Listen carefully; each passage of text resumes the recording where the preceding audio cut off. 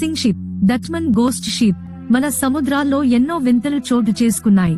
అయితే వాటిలో డచ్మన్ ghost ship ఒక భయంకరమైన మిస్టరీగా నిలిచింది. ఈ కథ విన్నవారిని ఒక వింతమైన భయం చుట్టుముట్టదు అని చెప్పడం అసాధ్యం. ఇంతవరకు దాని అసలైన గుట్టు ఎవరూ రట్టు చేయలేకపోయారు. అది ఎక్కడ మొదలైంది?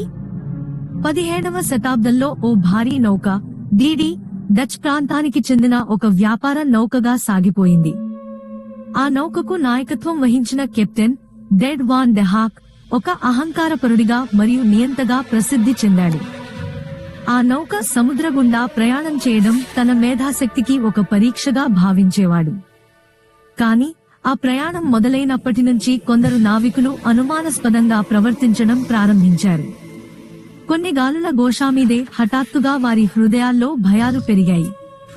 ఒక రాత్రి సముద్రం సుదూరంగా సన్నగా కనిపిస్తోంది. మబ్బులు దగ్గర పడుతున్నాయన్న భావన. కాని అప్పటి వరకు చలనం లేని సముద్రం ఒక్కసారిగా ఆగ్రహంతో ఆవహించింది. గాలులు దానంతటా అదే మ్రోగడం ప్రారంభించాయి. ఒక్కసారిగా నౌక గాలి తాకిడికి చిక్కింది. నావికులు కెప్టెన్ను ఈ ప్రాంతం ప్రమాదకరమని హెచ్చరించారు. కాని అతనికి తన జ్ఞానంపై గర్వం ఎక్కువ. మనం ఏ శక్తినైనా ఎదుర్కోగలం అని వారిని హెచ్చరిస్తూ కెప్టెన్ ఆదేశాలు ఇచ్చాడు.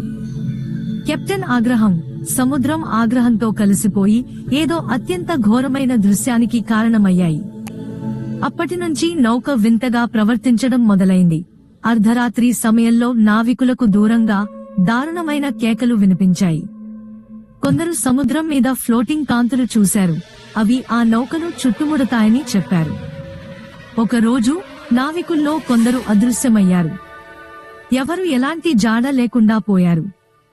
ఒక భయంకరమైన రాత్రి డీడీ నౌక తుఫానుతో సముద్రంలో నాటికి వెళ్ళింది. ఉదయానికి నౌక ఎక్కడో కనిపించలేదు. సముద్రపు బిందువు వరకు కూడా ఎవరికీ అది కనిపించలేదు. ఇది నిజమైన భయం అప్పటినుంచి ప్రారంభమైంది.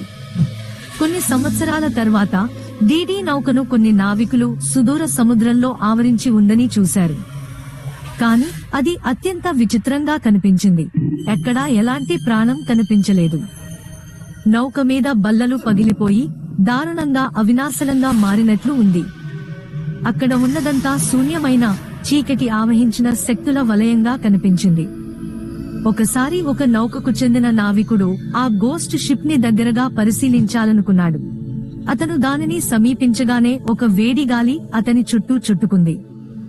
ఆ గాలి గుండెం రోగుతున్న శబ్దాలు తీసుకురాగా అతను గాలిలోకి లేచిపోయాడు. అతని మిత్రులు ఇది చూడగానే ఆ షిప్ ను దూరంగా తేల్చుకుపోయారు. ఈ నౌక గురించి అనేక కథలు ఉన్నాయి. కొందరు సముద్రగాళ్లు ఆ నౌక చుట్టూ దయ్యాలు ఆడుతున్నట్లు చెప్పారు. మరికొందరు కెప్టెన్ వాన్ డే హాక్ ఆత్మ తన శ్రమను నాశనం చేసిన ప్రతి ఒక్కరిపై ప్రతీకారం తీర్చుకునేందుకు సముద్రం మధ్యలో తిరుగుతున్నట్లు నమ్మారు. ఆస్ట్రేలియన్ జలాల్లో రహస్య కాంతులు. ఆస్ట్రేలియా సముద్ర తీరంలో కొందరు ఈ నౌకను రాత్రివేళల్లో చూసినట్లు చెప్పారు. అది వేగంగా ప్రయాణించి పక్కనున్న నౌకలను భయపెడుతుందని నివేదికలు వచ్చాయి. మస్కట్లో గోస్ట్ ప్రదేశం. మస్కట్ సముద్రంలో ఒక శూన్యమైన ప్రదేశం ఉంది. అక్కడ కొందరు ఈ నౌకను దాదాపు 3 గంటల పాటు దాటలేకపోయారు.